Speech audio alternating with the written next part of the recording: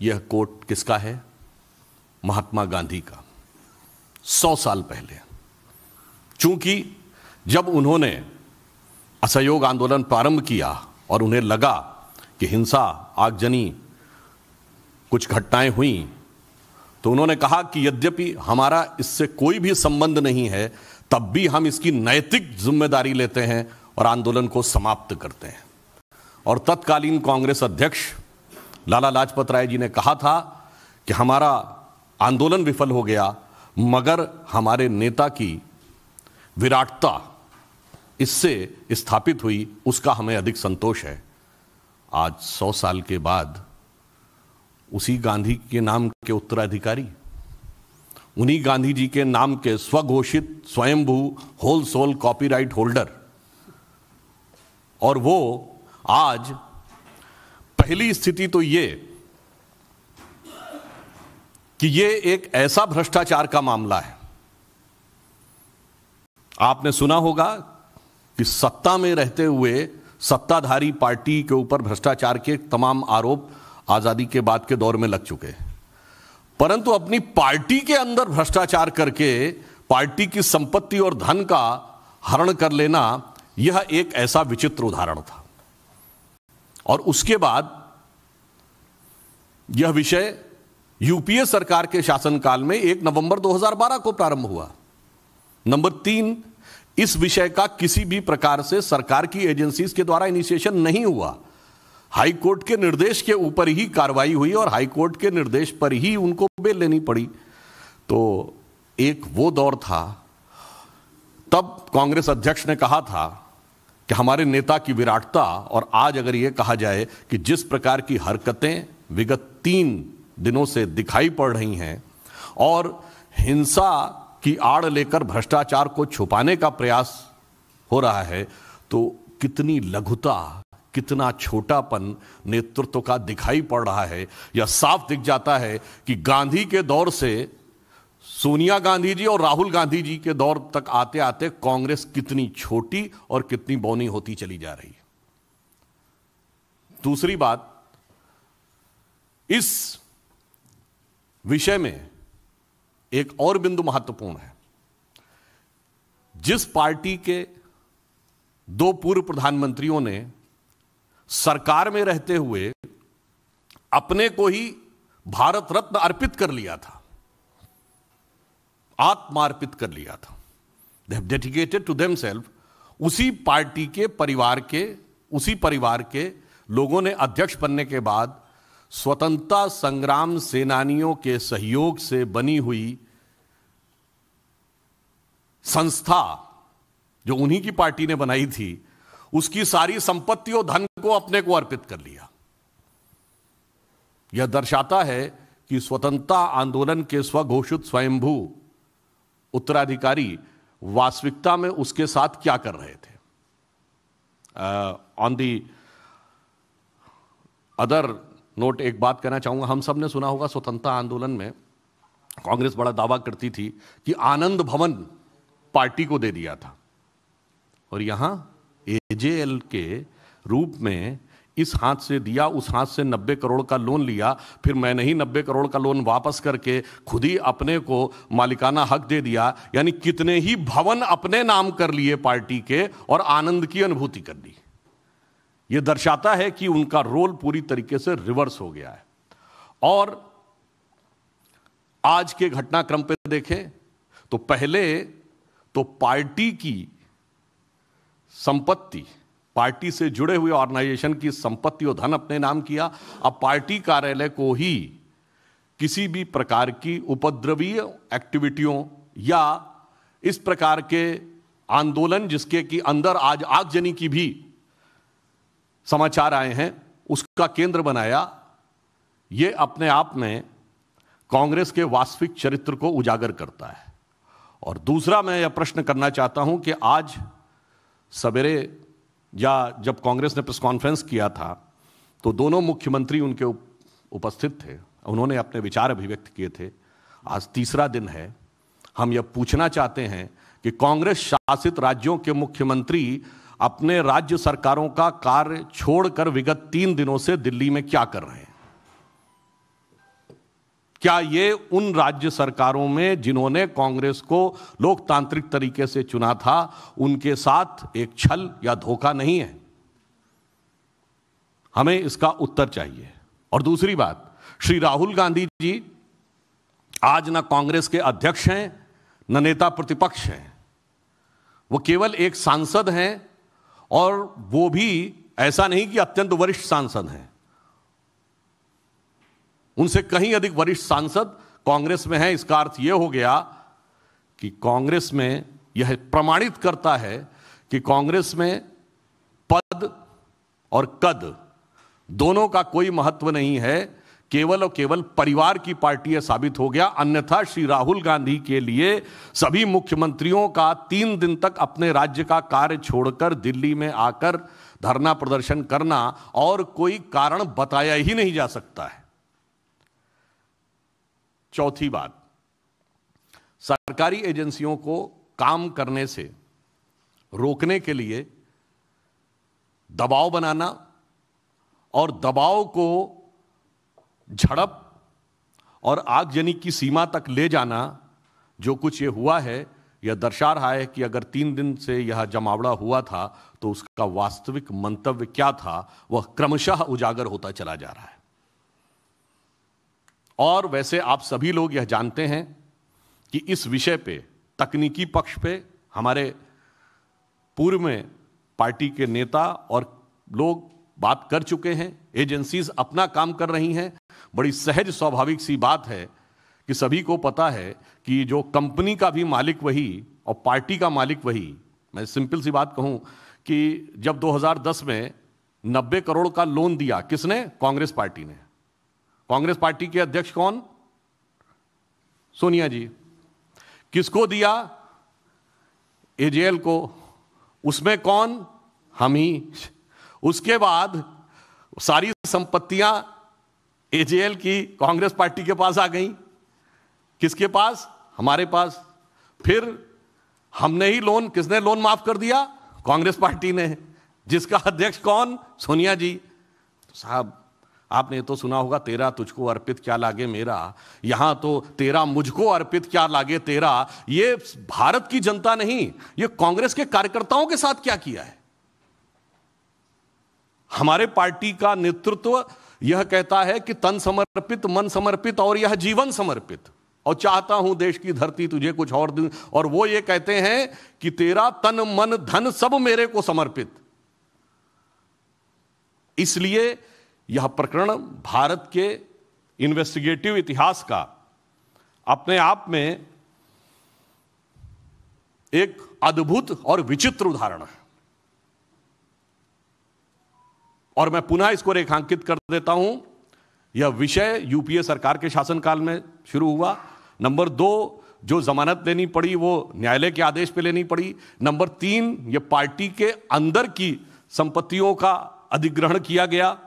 और नंबर 4, पहली बार ऐसा हो रहा है कि भ्रष्टाचार को छुपाने के लिए हिंसा का भी सहारा लेने में किसी भी प्रकार की झिझक नहीं हो रही है। और अंतिम बिंदु, कांग्रेस अब साफ दिखाई पड़ रही है कि यह पार्टी नहीं, परिवार हो गई है। इसलिए यह चिंता का विषय सिर्फ भारत की जनता के लिए नहीं, कांग्रेस कार्यकर्ताओं के लिए भी है।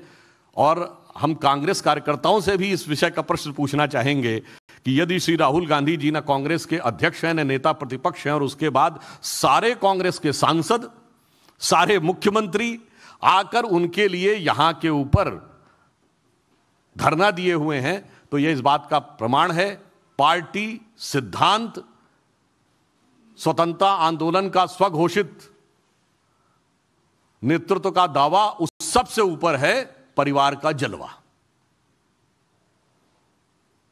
और हमें इस विषय को लेकर बहुत खेद है कि पहली बार न्यायिक एजेंसियों को या जांच एजेंसियों के कार्य को प्रभावित करने के लिए राजनीतिक आंदोलन होते थे, परंतु राजनीतिक आंदोलन में हिंसात्मक स्वरूप और अपने संवैधानिक पदों का उपयोग या साफ शब्दों में कहा जाए तो दुरुपयोग जांच एजेंसियों की जांच को प्रभावित करने का यह पहला उदाहरण देश के इतिहास में दिखाई पड़ता है।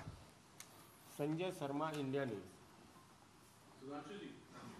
कांग्रेस के जो 3 दिनों से जो प्रदर्शन चल रहा है, इसमें एक पोस्टर की बड़ी चर्चा है, ना झुकेगा ना दबेगा, क्या कहेंगे? कौन? राहुल गांधी के बारे में सारे कार्यकर्ताओं के हाथ में पोस्टर है, ना झुकेगा ना दबेगा। देखिए, इसमें मैं कहना चाहूँगा, उनके बारे में बहुत प्रकार की बातें पहले भी कही गई हैं।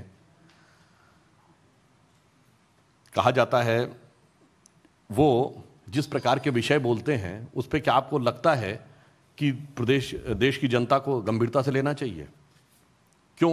मैं उदाहरण के लिए बोल रहा हूँ, ये तो वो लोग हैं जो देश की जनता के सामने सरकार को किसी भी प्रकार से अपमानित करने के लिए कुछ भी बोल सकते हैं, जो कोविड को मोविड बोल सकते हैं। हम लोग जून 2022 में बैठे हैं, याद करिए मई 2021 में दोनों भ्रात्र और भगिनी दोनों का ट्वीट है कि बच्चों का वैक्सीन विदेश भेज दिया। उस समय बच्चों का वैक्सीन पूरे दुनिया में कहीं बना नहीं था। तो आप सोच लीजिए कौन झुकेगा और कौन टूटेगा, जो ऑलरेडी जनता के द्वारा जिस स्थिति में है कि अब वैसे वो अमेठी की जनता ने दिखा दिया है। तो मैं इतना ज़रूर कहूँगा कि उनकी बुद्धिमत्ता एक मामले में तो मैं मानता हूँ कि 2019 में उन्होंने बहुत सही निर्णय लिया था कि अमेठी के साथ साथ एक अन्य जगह से लड़ने का भी निर्णय लिया था। तो कौन झुकेगा कौन नहीं झुकेगा, ये उनके संसदीय क्षेत्र की जनता ने और उनके खानदानी संसदीय क्षेत्र की जनता ने 2 साल पहले ही उसका जवाब दे दिया है। Vikas Chandra, News Nation, please 1 minute.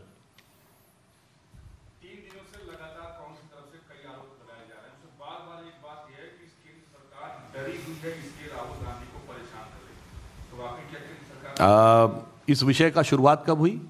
1 नवंबर 2012। उस समय केंद्र सरकार किसकी थी? और सीधे यह विषय कहां दायर हुआ था? दिल्ली उच्च न्यायालय में। फिर जांच की शुरुआत उसके बाद हुई। तो मानवीय बात है, जो विषय आपके दौरे हुकूमत में शुरू हुआ, जो आपकी सरकार के सरपरस्ती में शुरू हुआ, उसके लिए हमारी सरकार को आरोप लगाना, मुझे लगता है कि उनको कम से कम झुक कर ये पूरा। राहुल गांधी से पूछताछ के दौरान जिस तरीके से जमीन हो रही है, ऐसा की घटनाएं आ रही, तो क्या यही महात्मा गांधी का सत्याग्रह है? क्योंकि कांग्रेस पार्टी इसको सत्याग्रह का नाम देकर, इसीलिए मैंने आपको पहले ही कोट कर दिया था महात्मा गांधी का 100 वर्ष पुराना कोट, जिसमें उन्होंने कहा था self discipline is foremost for Swaraj.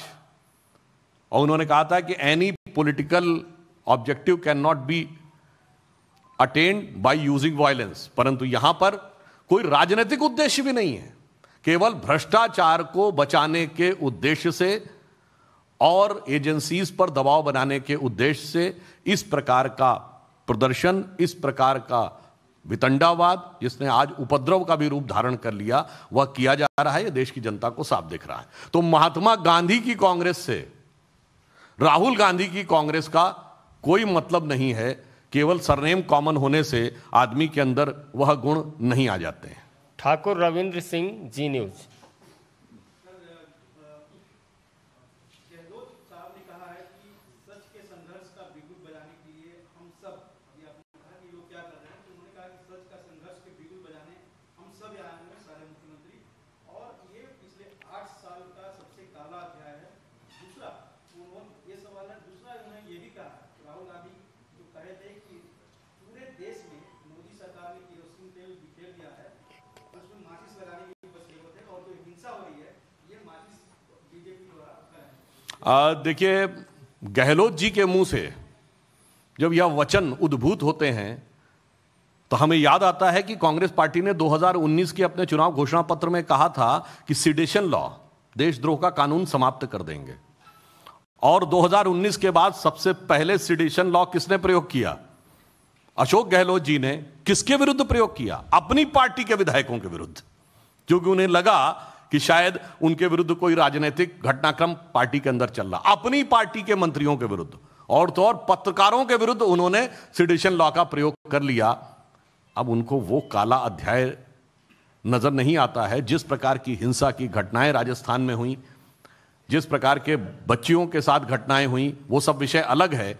परंतु यहां पर मैं पुनः अशोक गहलोत जी से भी पूछना चाहता हूं कि 3 दिन से आप राजस्थान को छोड़कर यहां पर कौन सा शासकीय कार्य कर रहे हैं जो आपके संवैधानिक दायित्व के अनुरूप और संविधान और राजस्थान सरकार के द्वारा प्रदत्त आपकी सुविधाओं का वास्तविक और समुचित उपयोग प्रमाणित करता हो।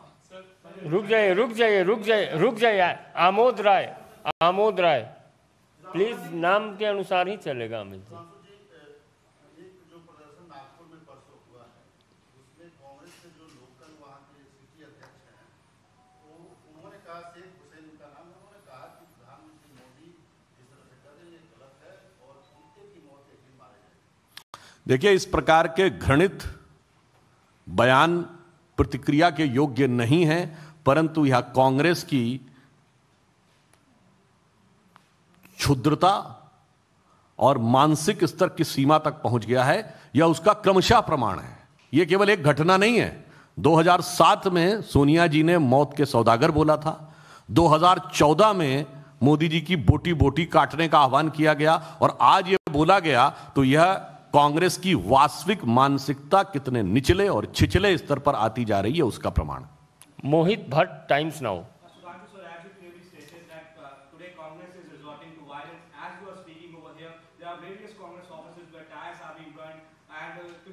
Guwahati, an ACP level official was being assaulted by a Congress worker. He was bleeding from his head, but still we see that the Congress party officials and the workers are still fighting with the police. A senior official has been injured in Guwahati, sir. The violence in which the Congress party is resorting just to cover up their blatant corruption, it is nothing but exposing the true satya of their so-called satyagrah. Neeraj Pandey, ABP. Sir, मेरा थोड़ा इससे अलग सवाल है कि ममता बनर्जी आप दिल्ली में हैं और तमाम विपक्ष की पॉलिटिकल पार्टियों को इकट्ठा करके प्रेसिडेंशियल इलेक्शन को लेकर चर्चा करेंगे। क्या आपको लगता है कि ये विपक्ष को एक करके एक माहौल बनाने की कोशिश है बीजेपी की? दो पार्टियां उसमें नहीं है। देखिए, विपक्ष में अनेक नेता अपनी अपनी चौधराहट बनाने के लिए अनेक प्रकार के क्रियाकलाप कर रहे हैं। इस पर हम किसी प्रकार की टिप्पणी नहीं करना चाहेंगे। वह सारा विषय न भाजपा से संबंधित है, न देश से संबंधित है। वो विपक्ष के अंदर कौन अपना कद कितना बड़ा स्थापित करके दिखा ले किसी भी मौके का उपयोग करके, यह उसका अभिव्यक्ति ज्यादा नजर आता है।